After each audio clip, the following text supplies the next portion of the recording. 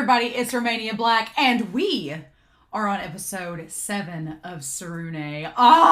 So this is officially the halfway point in the season. We're halfway through the season. At this point, we've had lots of things happening. Lots of things. Nikaido is still a mystery. It's funny because now, like episodes 3 and 4 are on Patreon and YouTube as we get to this point, as I'm recording, because I'm recording as it's coming out week to week. And so it's interesting because lots of people are talking about Nikaido. I like him as a character. We haven't seen him in a couple episodes. He's just been like here and there. We saw him briefly last episode for like 30 seconds. But I feel like this first half of the season has been all about building up Kazumi. So we've had Minato strengthen his fortitude, realize his role as the anchor of the team. We've had Kaido and Nanao kind of strengthen their bond with one another and realize things about themselves. Seiya had a lot to do in the last season, but now he's like kind of blossoming out of his shell and becoming sassier, and I love sassy Seiya. And Ryohei's really the only one left of our group that's not had a tremendous amount of character development. I feel when I started this season, I was like, okay, Nanao and Ryohei, I want to see character development for. We've seen Nanao alongside Kaido. I want to see Ryohei get some character development. So that's what I'm hoping this last half of the season will give us. That's my main thing. But I was thinking about it today. I'm like, we're at the halfway point of the season. So we've built Kazumi up. We've strengthened them. They're ready to go to nationals. Now I want to see what Kurosaki is doing. I want to see what Sujimini is doing, Nikaido's team. I want to see more of Nikaido's team members and how they are. I want to see how the twins are doing. I hope that we get some updates on how all of them are handling things, right? That's what I'm hoping for. And just see where we go with it, right? That's my hope anyway. See what we'll get, right? But I have a few comments before we start. Tony Simi was talking about Nikaido's group, that the character that wears the mask has the same voice actor as Wakasa from Merman in My Tub. And I was like, oh, that's really cool. As well as Renee from Seraph of the End. I'm like, that's cool. That same voice actor from those series. And apparently Higuchi has the same voice actor. Higuchi was the short one with maroon hair.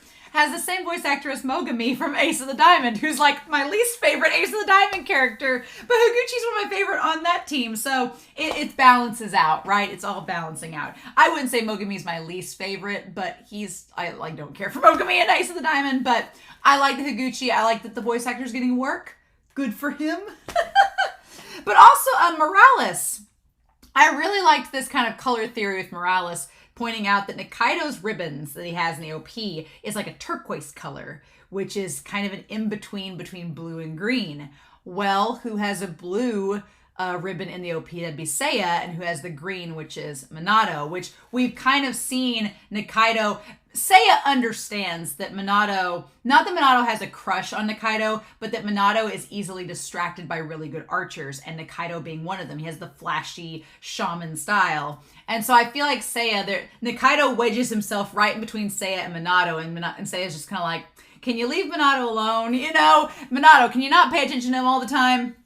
One of those deals. But also apparently maybe there's like a ship between Nikaido and Seiya. Apparently, I don't see it. I definitely see the Seiya and Kaido ship in the last episode. That came out in full force. So I was like, oh, okay, I get that one.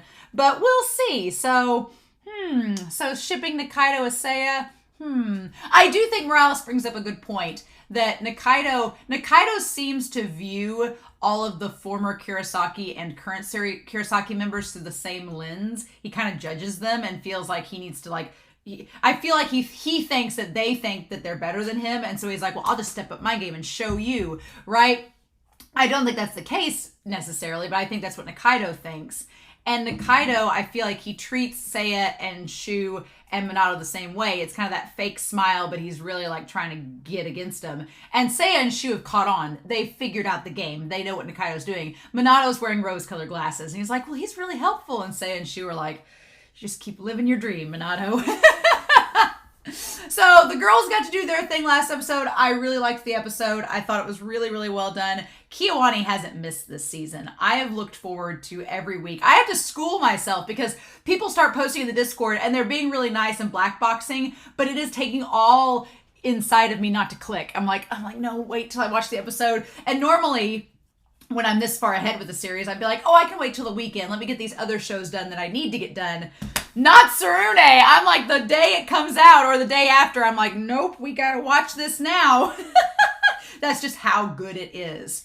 What an underrated gem. So I'm really excited, y'all. I poured myself some coffee. I've settled in, like a cold front's coming in. I'm like, yes. I'm gonna enjoy this. So let's find out, shall we? We are gonna watch a Tsurune episode 7 and just see what happens. At this point, no clue. It's anime only.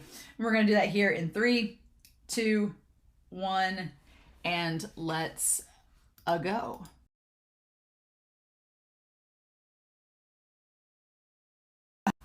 When I started this series, I was like, man, Tsurune's really good. But you know what? It's not quite like Free, because Free has a multitude of shipping that you can do in it, and you can go all sorts of different ways of which characters you like to pair with which characters. And I just don't see that with Tsurune in season 1. Oh my god!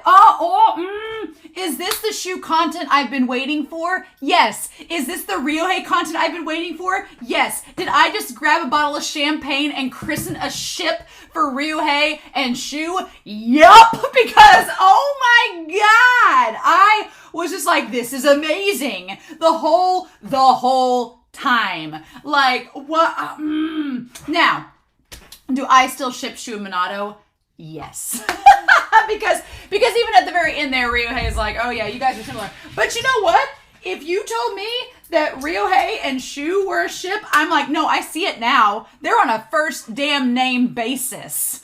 And it just happened. And then the whole time that they were like going on, I'm like, oh my god, they complete each other. They're like, it's Lady and the Tramp. Shu has the posh place. Ryohei's like living like just with his sister. We're going to talk about that. And I was like, whoa. So just, oh my god. This is maybe one of my favorite episodes this season hasn't missed. I'm like, it would be insanely hard to rank episodes because I'm like, no, this is so good. But I don't know. There was something aesthetically about this episode that I loved more than any so far. And it's not necessarily the thematic elements of it. It's not that. This episode, what it reminded me of was Kiki's Delivery Service, is what it reminds me of. It's a Studio Ghibli film, Hayao Miyazaki. It reminded me of Kiki's Delivery Service in that it was very slice of life, very just, like, it was just about the ambiance of it. Just like this, the beautiful, like, cool classical music playing in the background, the colors, everything was lush, and just like the emotions. Shu laughed. I was like, ah! And Ryohei, who's been in a slump, we finally get character development with him and Shu simultaneously. And it's just the most beautiful thing. And they both help themselves realize things about themselves. They complete each other's sandwiches. I've been like, it's so crazy because Shu seems so mysterious around Minato. He's just like, hello, Minato, let me drag you into a dark corner. And here, it's like Shu wants to become an old man with Ryohei and they want to quilt together. That's the different vibe. It's like a totally different ship, right? And we don't even stop there. No. FUWA and Nikaido? I'm sorry, but I've been wanting Nikaido and FUWA to be a ship ever since we saw the episode where, I think it was episode 3 where they were carrying in the boxes and FUWA was like, come on, Nikaido, let's go. You know, if we just did like what these other schools do, we'd be better off. No, FUWA is the Iwaizumi to Nikaido's Oikawa. I am calling it now, but that come hither gaze as he orders pancakes, I was like, Nikaido, get that man some food and sit down with him. KyoAni, I don't know how you get this stuff cleared, but please keep clearing it. Bring it our way. I felt like the meme where the girl's getting pancakes from all sorts of places because that's just how this episode was. Mwah. It was just mwah, chef's kiss. One of my favorite episodes. The aesthetic, we'll talk about the paintings, like just this deep character, like these two characters. It seems so different on the outside, but on the inside have a lot of similarities.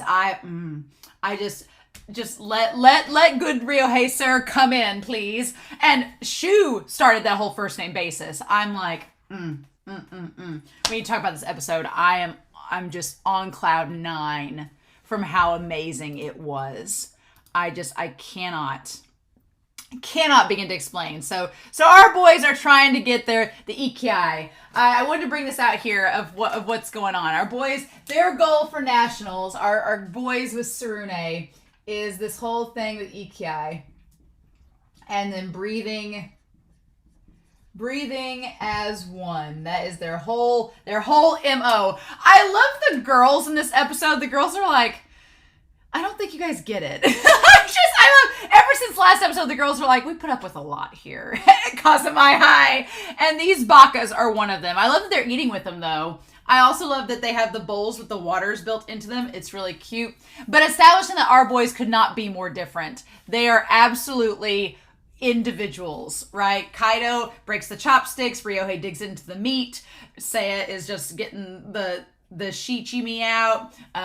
Nanao starts with the noodles and the broth, and Minato starts with the noodles, and Nanao starts with the broth. They all do things differently, and so they don't understand how they can be in tandem with one another through ikiai because they're all individuals and different.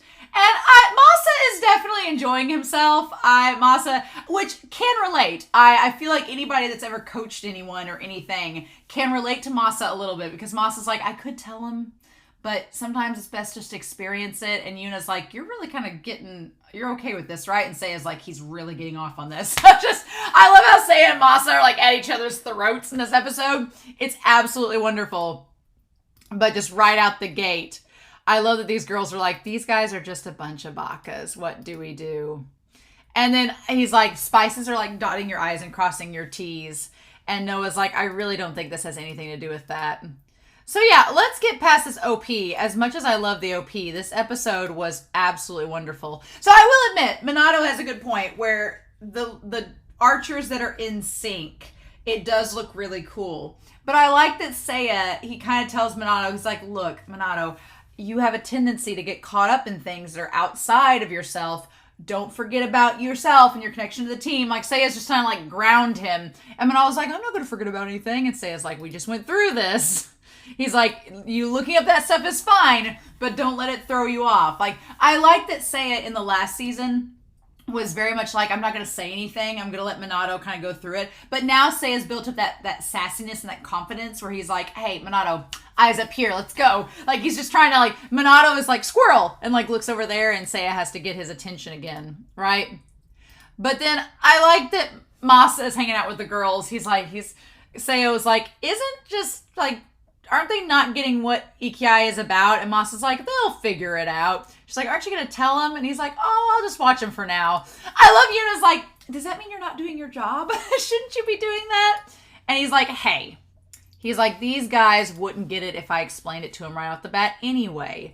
He's like, I wouldn't say that. He's like, letting them try things out is part of the learning process. And plus, Masa's like, look at them. They're all sitting there in a circle, bonding over one another. They're building rapport with each other. Their friendship is building. He's like, I don't want to ruin that. So just let them have their fun for now, and we'll be fine. I love Masa just being like, look at these boys in their springtime of youth. Isn't that fun?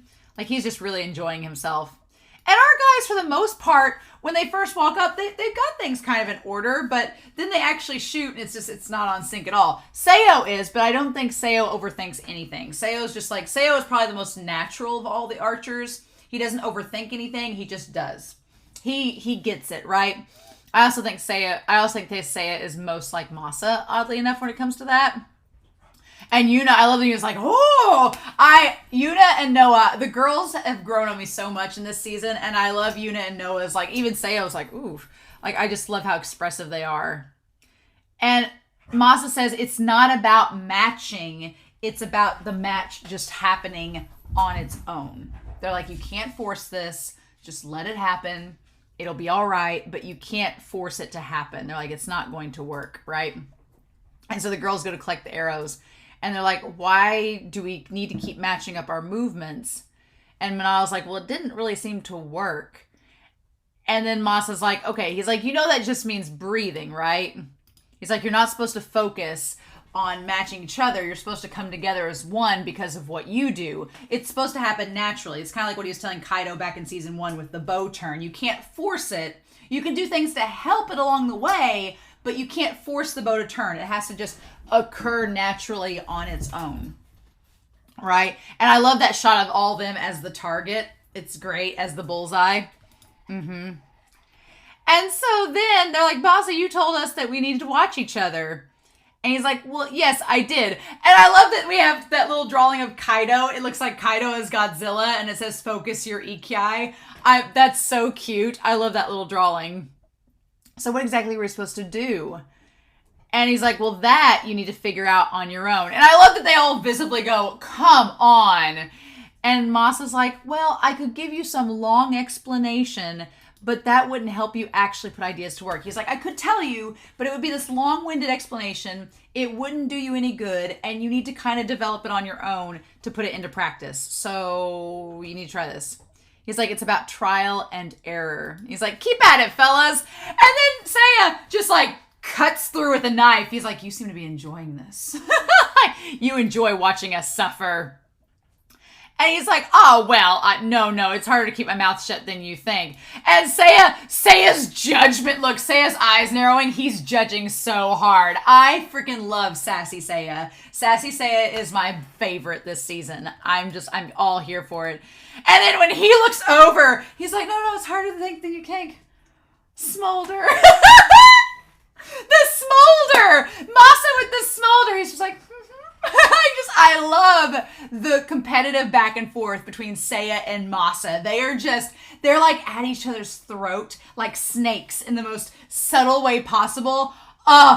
KyoAni, that key animation of Masa being the smoldering self that he is. I would say it's the best shot of the episode, but it's not. But I'm just like, oh my God, you are joking. And I love that he looks over at Seiya like, it's so hard being the coach. I love it. And Seiya's like, I hate you. And Ryohei's like, come on. And now it's like, really? And Kaido and Minato are like, really? It's wonderful. And he's like, okay, have some more faith in your coach. Come on. I can't teach you, but I can give you some advice.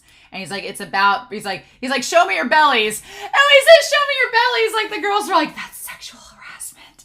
I just feel like Noah has a look like she's so betrayed. She's like, I thought your stepbrother was different than you. Like we thought Rin was different, but it's you. And Masa's like, no, that's not what I mean. And then I like that they're like, what a creep. Masa's like, did I say something wrong?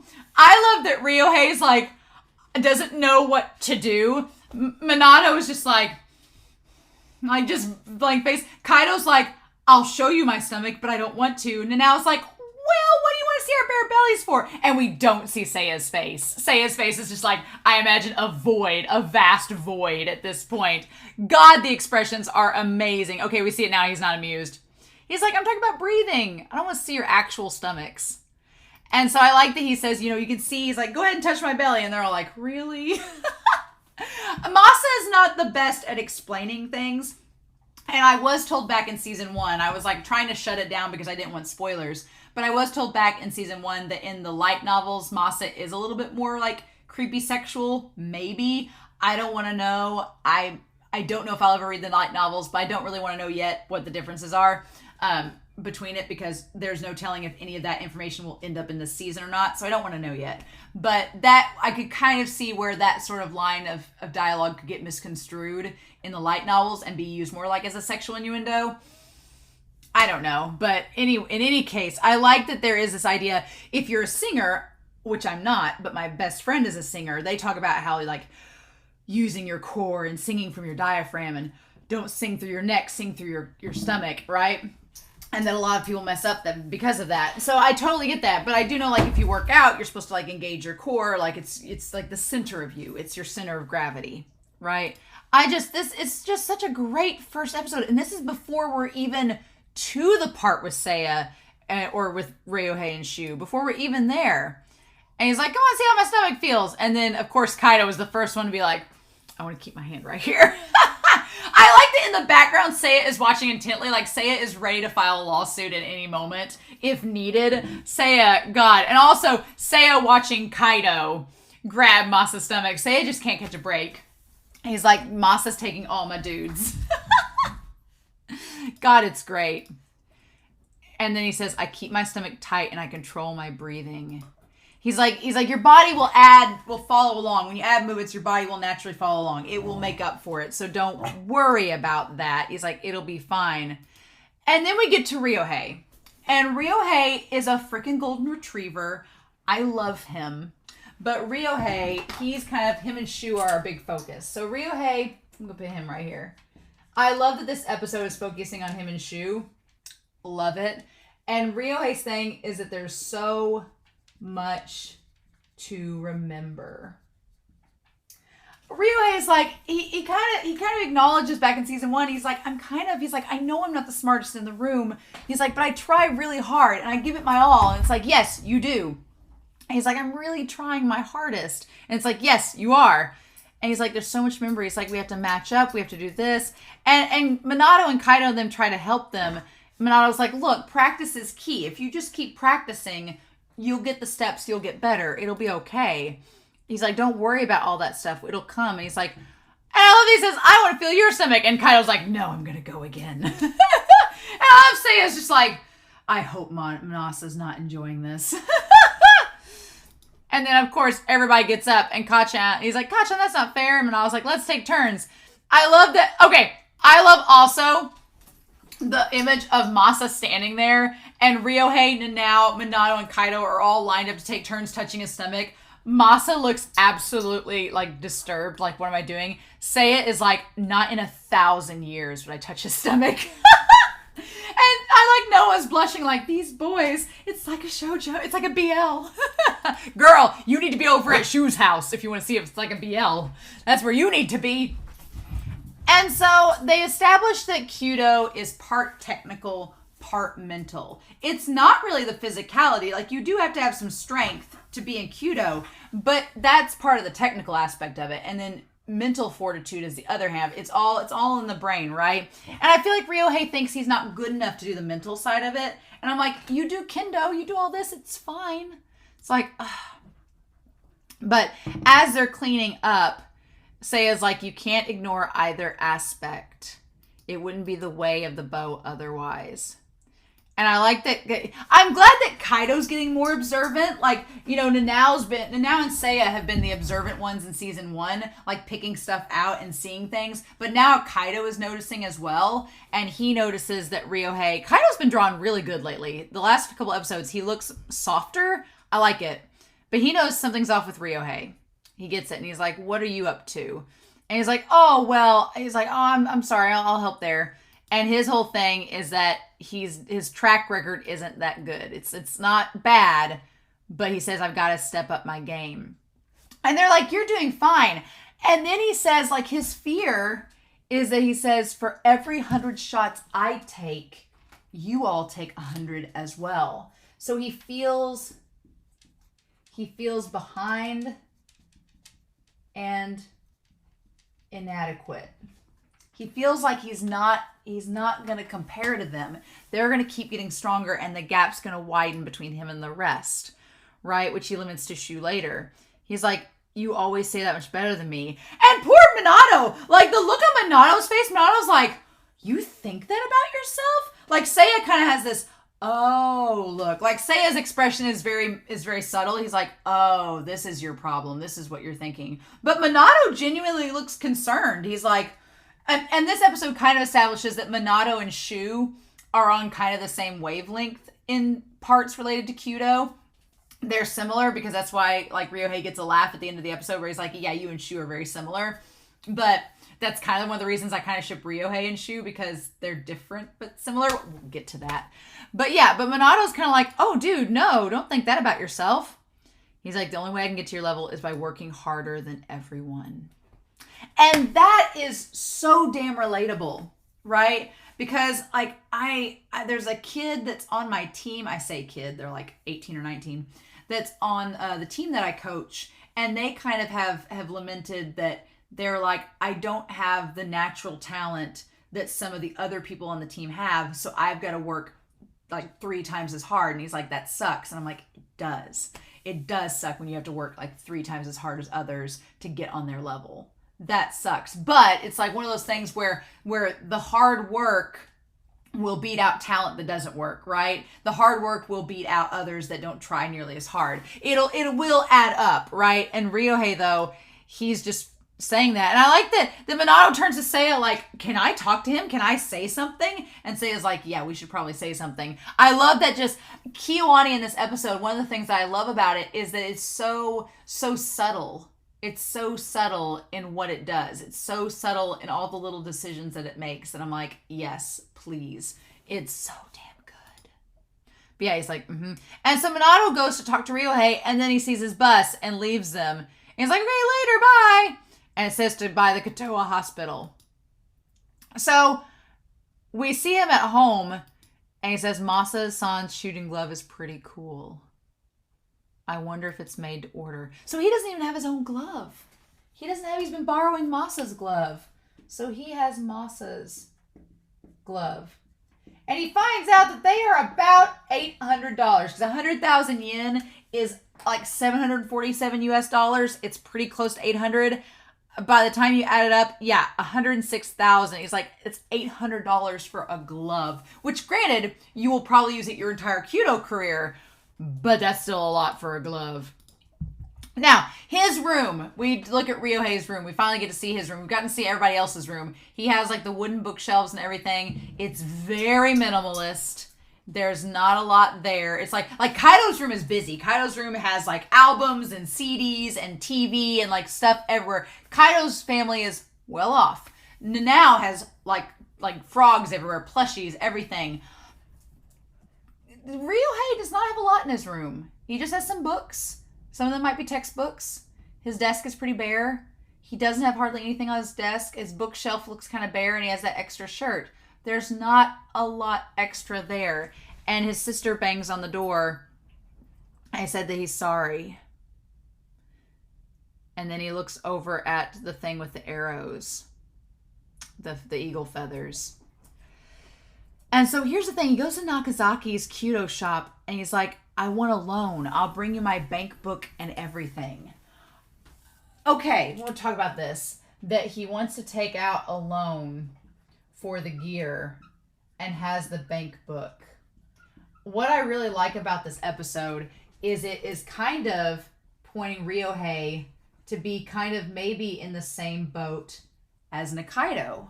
Nikaido, we find out this episode, does not have a lot of money either. That he doesn't have a lot of money, and FUWA is kind of noticing it and is like, hey, you're buying all this stuff for the squad, but you're not making them pay, but you don't have the money, so what you doing? Like, you shouldn't have to front the bill for yourself. And we'll talk about Nikaido and that whole thing. But Ryohei, the fact that he has a bank book and does, like, pays and finance and stuff and knows about loans, there's this implication in this episode that, like Shu, Ryohei has to grow up really fast. They don't say anything about the parents for Ryohei at all. They're not mentioned. He doesn't mention his parents. He mentions none of that. He just says his sister has had a bad deal and he's got to watch over her and she's kind of a shut-in.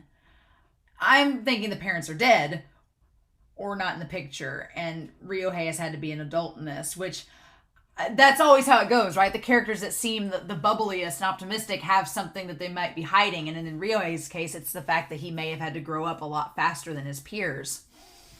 I was like, KyoAni, I thought at one point in this episode, KyoAni was about to go there and get really sad, and I was like, don't you do this. I'm just enjoying this Shu and Ryohei time. Don't you be putting the sadness on us. And so, Nagasaki, I feel like Nagasaki is going to buy him things and get him ready for nationals. I feel like he's going to figure out, or he's going to ask Masa if he knows Ryohei's situation. Because he's like, it's fine to spend money on good equipment, but you got to handle your stuff right, and if you don't need it, you don't need to buy it. And I love Ryohei's shirt that just says nice. He's like, you are going to change out everything. He's like, why don't you just work with what you've got for now? He's like, haste and waste is not, it's not becoming. He's like, I'll pick you out some good stuff, and when the time's right, aka nationals, I'll give it to you. He's like, but in the meantime, just work with what you got. He's like, you don't have to go to all these extremes. And Ryohei doesn't want Masa and the others to know that he's trying to buy new gear as motivation. He doesn't want him to know. Now, is he going to keep that from Masa-san? I'm sure he'll keep it from the guys. But is Nagasaki going to keep it from Masa? I don't know. Will he tell Tommy Sensei? I don't know. But Ryohei buying all the stuff. And then, oh my God, Ryohei stumbling across the house that Shu and Sei live in. I guess he meant to go there. He meant to return the arrows. I thought it was just a happy accident that he just happened to stumble across there and was like, oh wow, look at this big fancy house. Just happens to be Shu's. But maybe he was going there to give them snacks, to give Sei snacks and to put the arrows back. I guess the sister doesn't care if he's gone for a long period of time. She seems older, so I think she was older, so that's fine. But everybody confronting them, they're like, can I help you? They're just like popping out like it's been like popping out like bare naked lady style and like, can I help you? Can I help you? It's like Beauty and the Beast, like bonjour, bonjour, bonjour, bonjour, bonjour. Like they're just like everything goes and Ryohei's like, oh my God. And then Sei like shows up being like, Ryohei-san. He's like, oh, Sei-chan.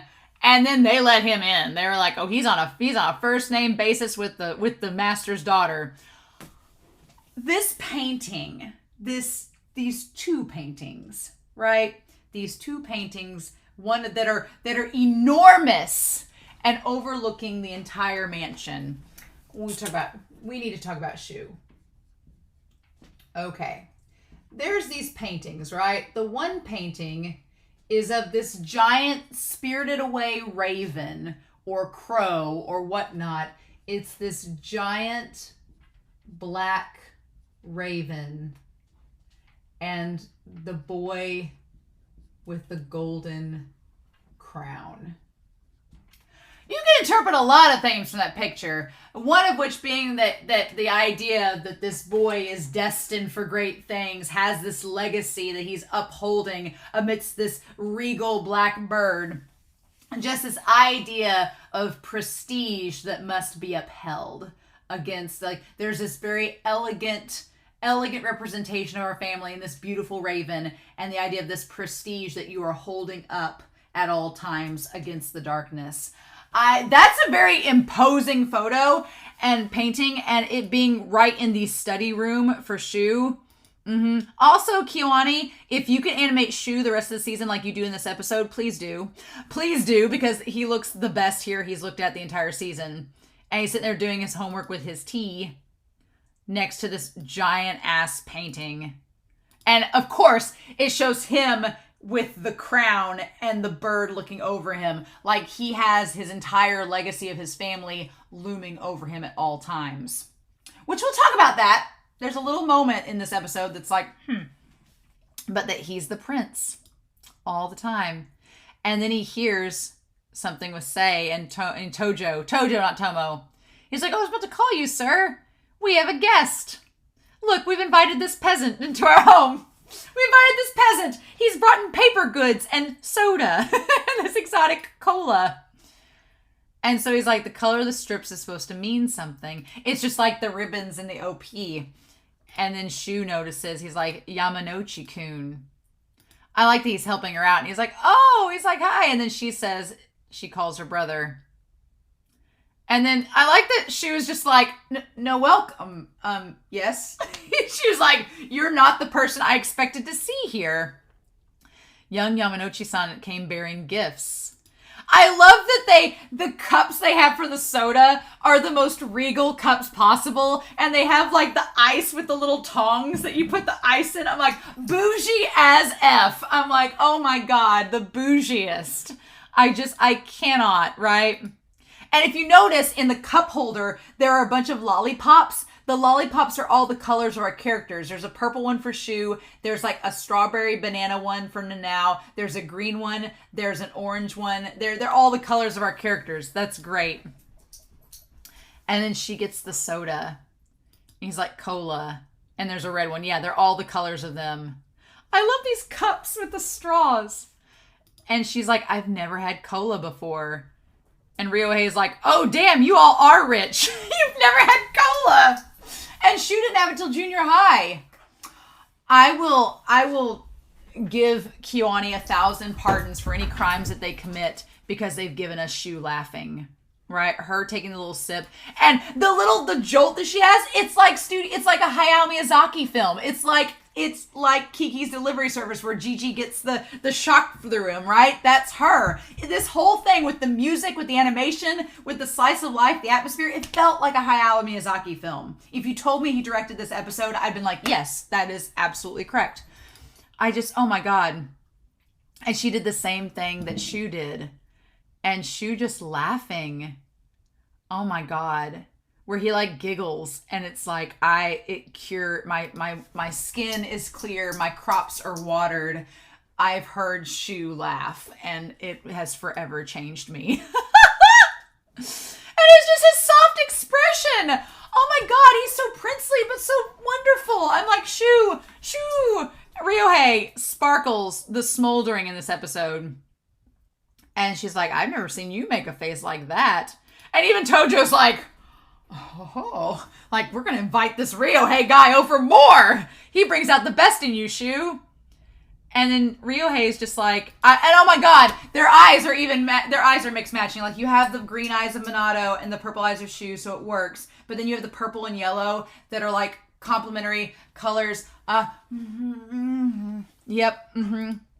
And for Shu to think it tastes like cough medicine, I never thought of it that way. I guess some cola could taste like cough medicine, interestingly enough. If it's really syrupy. I'm like, did you have cherry Coke, maybe?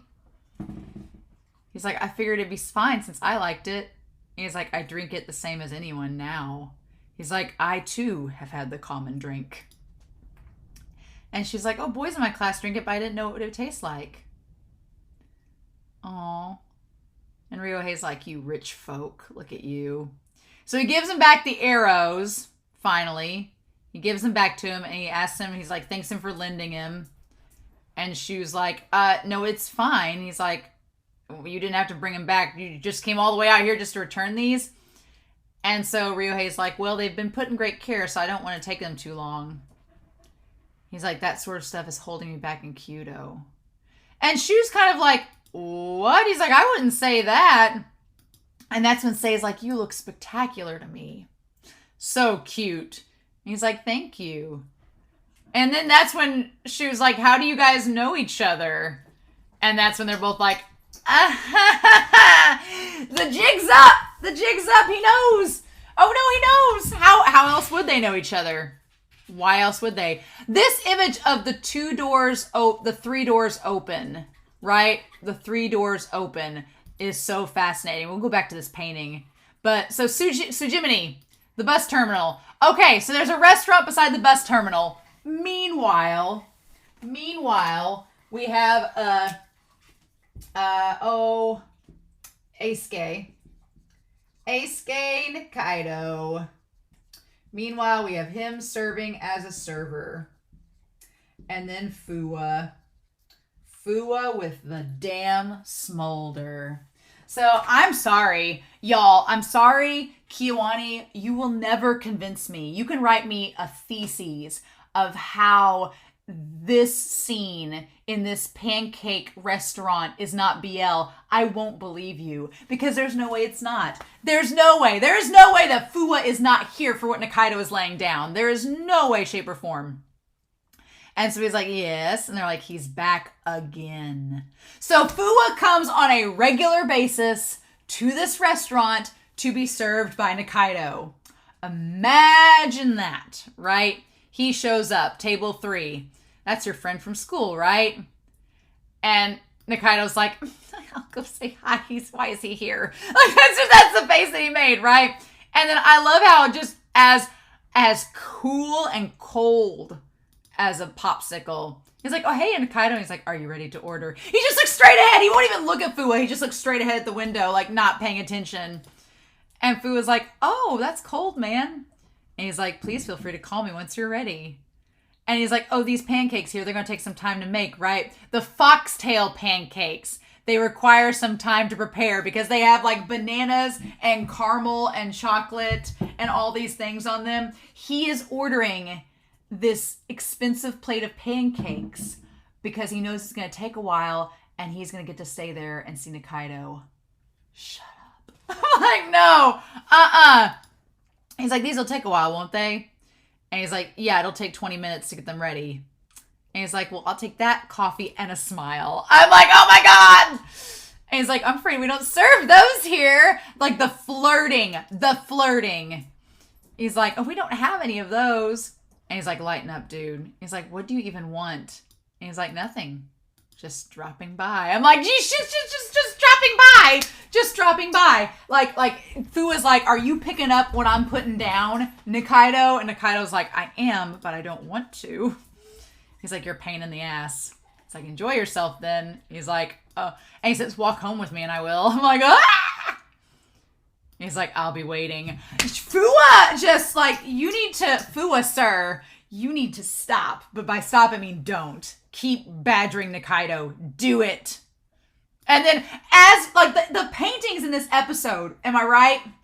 The paintings, because as Nikaido, like, turns to walk away, we see a painting of a silver wolf and a hand reaching out to pet, or a silver fox, because the restaurant's based on a fox.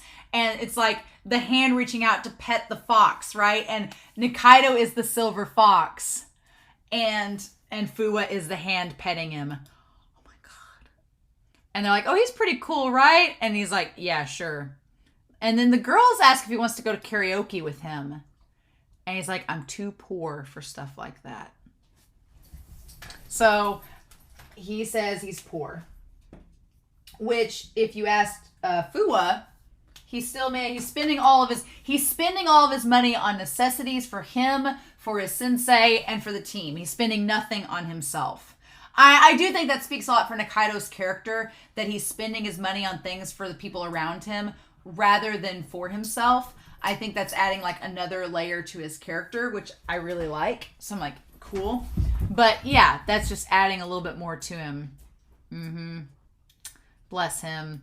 And then FUWA's like, I'd buy you a ship, man. We could sail away on it. Meanwhile, we go back to Shu's house and where everything is explained. I like that Tojo's just like, I take full responsibility for letting your sister have fun and coming and seeing you at a tournament. Like, everything's so serious. And then Shu's like, no, you don't need to do that. I'm not angry. He's like, no. And so then Ryohei's like, why don't you want your family to come and watch you? And he's like, what keeps you from inviting them? And so then Ryohei takes the piece of paper that links the chains together. Basically, like, literally and figuratively linking Shu's story with Ryohei's. Because I don't think Shu's parents are dead. I think that they're just working or away from home, right? But Ryohei, I don't know about Ryohei. He says, I'd be pretty happy if my family came. Which we don't know what all that entails. And he's like, honestly, I wish I could invite mine. That line, the word, when he said, I wish my family would come, would and could are totally different things with totally different meanings. So the idea of, I wish I could invite mine. Because there's a difference. Saying that I would invite them means that it's possible that they could be able to come, it's possible, but there's a circumstance holding them up. When he says, I wish I could invite them, that means his parents are dead. That means they are not able to come at all. So, nope, they're not in the picture. And he just has a sister who, what does he say about her? And she was like, he can't. He goes, I've got an older sister, but she's been through some stuff, see? She doesn't leave the house anymore. And Shu immediately just kind of has this look in his eye like, you don't have to say anymore, man. I get it. He's like, is that so? And he's like, yeah. And that's the distance between them. That's all they have to say. He's just like, is that the case that she can't leave? Okay. And then Shu stands up and he says, Ryohei-kun. Like at that moment, Shu's like, I know exactly we connected, bro. We're on a first name basis now. And Tojo's like, what? The young master? And he's like, what? He says, you can call me Shu too. Like, he's just like Tojo's like, okay. Like they instantly become, Shu's like, I've decided we're going to be best friends, Ryohei. I hope you're okay with that. I'm like, Ryohei's like, oh, all right. Let me show you something. Say and Tojo-san too. Like, he looks like Prince Eric off The Little Mermaid. He has this shirt that's like hanging off his shoulders. And he takes him out here. It kind of reminded me of Motozushi for a second when we start going across the wooden planks and everything. I felt like we were at the Lotus Pier for a hot second. And then we see this homemade Kyudo range. Only Shu's homemade is a little bit different than Nikaido's homemade. So that brings up a really good point that Shu immediately, he relates to Ryohei about family. And then he makes the comment that they're on a first name basis now. And he shows him his own Kyudo range, which of course he keeps in pristine condition. And now Ryohei points out to him that his parents must care, right? Because he's like, well, your parents must really be supportive of you because they let you have this really nice range. They built that for you, right? So you have some really supportive family. And what's cool about this whole thing is that Shu can be just as oblivious of what is in front of him as Ryohei is. Because Shu's like, is that so? Really? You think they support me? And Ryohei's like, yeah, they wouldn't make you this nice Kyudo range if they didn't. And so what I love about them as a ship is kind of like, you know, with Minato and Shu, I love them as a ship too, because there's the competition, there's the rivalry, there's their history from middle school, the childhood friends angle. Like, there's a lot to love with the Shu and Minato ship. Not going to take that away. I still definitely ship it. But with this, what I love about it as a ship is that they're both oblivious in different ways, and they help each other realize what they're oblivious about, and they make each other better. I'm like, yes, that is my jam. I'm here for it. And then Tojo, I like Tojo's like getting all the stuff ready, and we see like the arrows that are kind of like Nikaido's arrows. Those are just the practiced ones. God. But yeah, he's like, do you have your own Kyudo range at your house? He's like, you have your own Kyudo range? And she's like, this is the first time I've ever seen it. Again, not even Minato has been here, y'all. Not even Minato. Ryohei is the first to come here. And he got invited back. It's like, yes. It's like, the only reason I didn't want you here, say, is because it's almost like he's like, I thought you'd take no interest in it. I feel like with Shu, he was afraid that his family wouldn't have any interest and it would make him feel disillusioned, right? That they wouldn't want him around or doing it, right? So he didn't want to burden them with something he felt they wouldn't have any interest in, which is kind of like Kaido. A little bit with Shu, it's kind of like Kaido, because Kaido was like, if you're not interested in Kyudo, I don't want anything to do with you. And that's kind of the same mindset that Shu kind of has. It's like, I didn't want you to seem disinterested because that would make me feel bad that you're not supportive, right? But Sei really likes it. She thinks it's a joy. And I love him just smiling back at her. It's like, ah. And so then, yeah, he has the coil burning, and he does the arrow thing. He pulls it back, and Ryohei is just enamored. I love that. Him just like sparkle heart eyes all over the place. Like when he sees Ryohei in his eye, I'm like, stop. It's so good. He's like, I wouldn't be able to shoot the way I normally do nor without this. And Sei's like, but your friends and family watch from all over.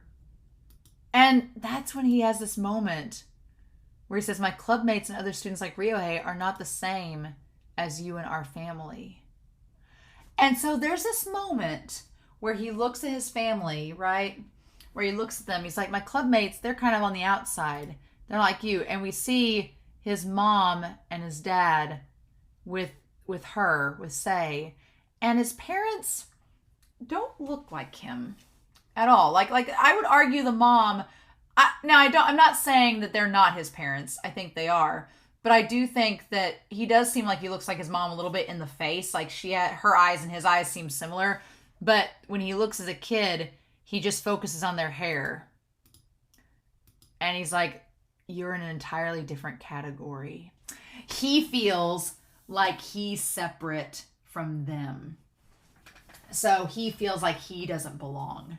So that's kind of like, there's this weird like teeter-totter, right? Where he's either put on a pedestal by the twins and others, where they call him the prince, they put him on a pedestal, they treat him like he's the most special person. It's either that extreme, or he feels like Ryohei, completely inadequate. He feels like he doesn't belong, right? That he's outside of the circle, like his family are on another plane of existence and he's just trying to catch up and trying to prove himself, right? Like just KyoAni, the symbolism, y'all. We feel like a different category. And then you see like the family with her there and he's off by the butler looking like he's from a different world. It's crazy, right? And Sei's like, am I? And then Ryohei's like, I know what you mean. He's like, it's kind of embarrassing. It wouldn't feel great having them see how I'm holding everyone back. Which is kind of how Shu feels, right? And Shu's like, holding who back? He's like, you might not be able to relate to this. And it's like, I love the face Ryohei gives. He's like, you might not be able to relate to this because you're pretty perfect. And it's like, but he said, and he says, care to take a shot. That's when Shu's like, prove me wrong. And he lets him like use the bamboo bow. Like all the AO3 fan fictions that we could get from this one episode and this one scene where he's like, here's your bamboo bow. Go ahead. Oh my gosh. I'm just like gargling, like foaming at the mouth. He's like, I'm more of a fan of carbon bows myself, but you can have this. Oh my God. And he's like, okay. It's like, I love that. I just love that as Ryohei is like admiring it, admiring the craft. Like Ryohei takes things so considerately and like is looking at it in awe. And Shu's just like looking at him. How could you not ship them after this episode the way they look at each other? He's like, do you really mind it? You don't mind if I try it? And he's like, not at all. It's like Jack Dawson and Kate Winslet. It's like Jack and Kate off of Titanic. It's like Leo and Kate. And then he goes up there and he makes the stance and he talks about using his core and Shu's like, what are you talking about there? Interesting. And then he has like that beautiful shot and it misses, but it was a beautiful shot. And he says, a close doesn't cut it. A miss is a miss. And Shu says, but that was an excellent shot. He's like, you could see it. It was earnest and positive. Like Ryohei. He's like, there is nothing to be ashamed of with that. And Ryohei's like, well, thank you, sir. I love it. He's like, thanks. Like, he's like, God, I wouldn't tell this to anyone else, but I really don't have any confidence. These two just opening up to each other. Him being like, I wouldn't tell this to anybody else but you, but I'm really not, I don't have a lot of confidence. And she was like, I wouldn't show anybody else but you, but here's my private archery range. KyoAni, what is this episode? What have you done to me? What have you done? He's like, I only make it to tournaments because we have 5 guys in our club.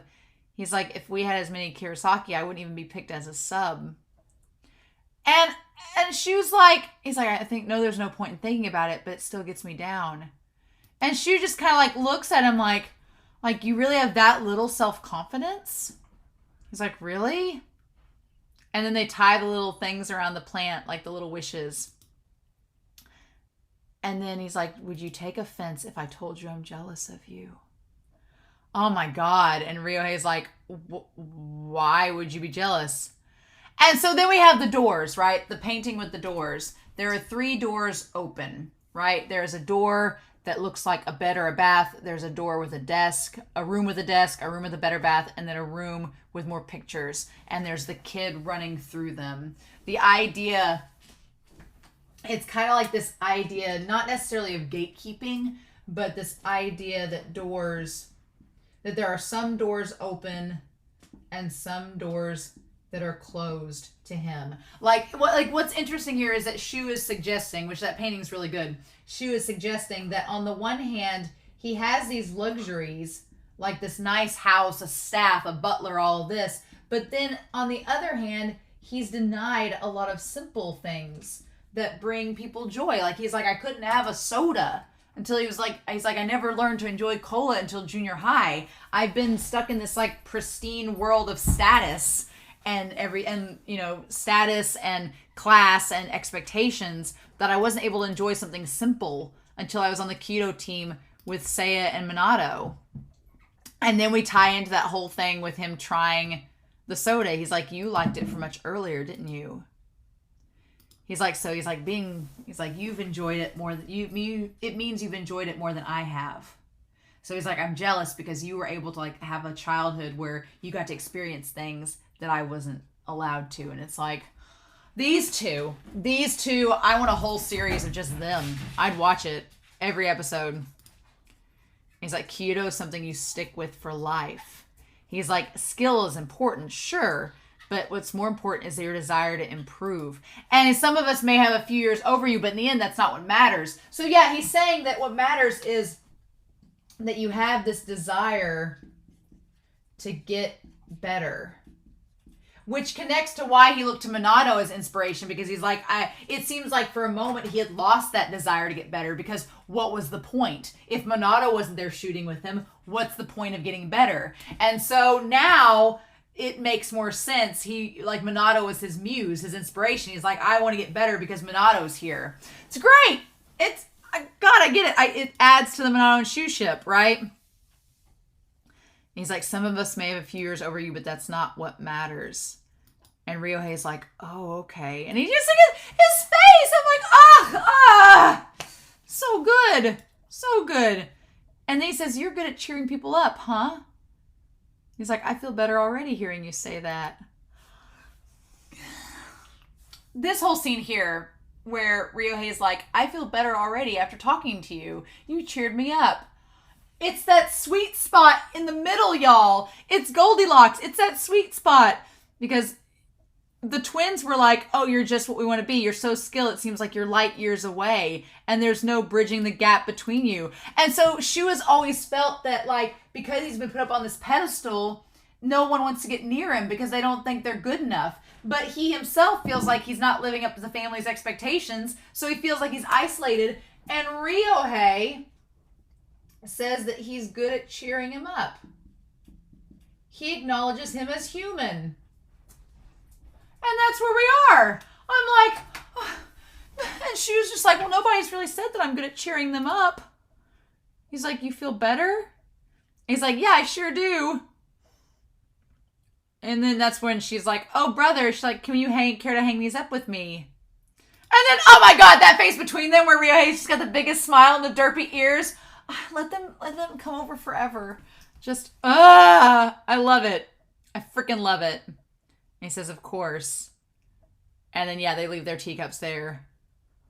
And then he says, thanks for having me over. And she's like, oh, do please visit again. And he's like, I got nationals to worry about, though. And then she asked if Shu wouldn't mind if she went along. And she's like, yay! I love that she's a little, like, she's like the little posh girl. She's like, oh, good, brother dear. And oh my God, Ryohei being the best with children, where he's like, yay! And she's like, yeah. I'm like, marry him now, Shu. Invite him. He will be the best brother-in-law to her. It's great. It's literally the freaking cutest thing I've ever seen. And Shu's like, I look forward to shooting with Kazuma again.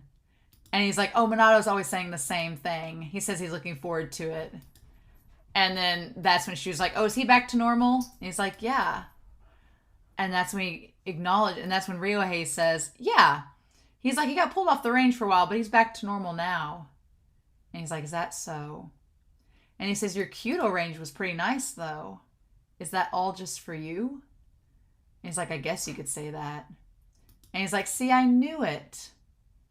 He said, your family, it's nice and pristine. I could tell your family must really support you. And that makes Shu, like, physically take a step back. Like, wait, what? And that's when, like, a light comes on. Like a light bursts into Shu's head. And he's like, oh, wait, what? He's like, oh, do they now? And then he's like, you're full of surprises, Ryohei-kun. This could have been a damn BL. Could have been a BL right at this moment where he's like, you're so full of surprises, Ryohei-kun. Oh my God. And just, there's like a little subtle height difference. I love it. And he's like, why? Oh my God. And then she was like, come and practice anytime. I'm like, ah! So then we have like the paper chains, right? And then Sei says, I hope I get better at piano. And then Ryohei says, I want everyone to watch me shoot. And then we don't see what Shu says. We don't see what Shu says, damn it. But our boy Ryohei, he just goes on home and he just jumps up in the air and clicks his heels. It's the cutest thing in the world. He's so happy. It's just like the confidence boost he needs. Oh my God. I feel like it was such like a movie. Like a movie. So meanwhile, we go back to Shigeyuki saying, did you watch the video? I did. Everyone's getting better, which is the coach. He says, Odaguro's plenty strong, but he says he wants more power in his shots. Like he's sitting there typing it back with Shigeyuki, the coach, about what should be done. As he's waiting on FUWA, right? And he's like, oh, sorry for the wait. He's like, what's the deal calling me out here and making me stand around? And he's like, stuff was cheap. And so it says mosquito coils and bug spray, you weirdo. He's like, you ought to charge a membership fee. And he's like, no. He's like, all those targets and bug spray and stuff have got to add up.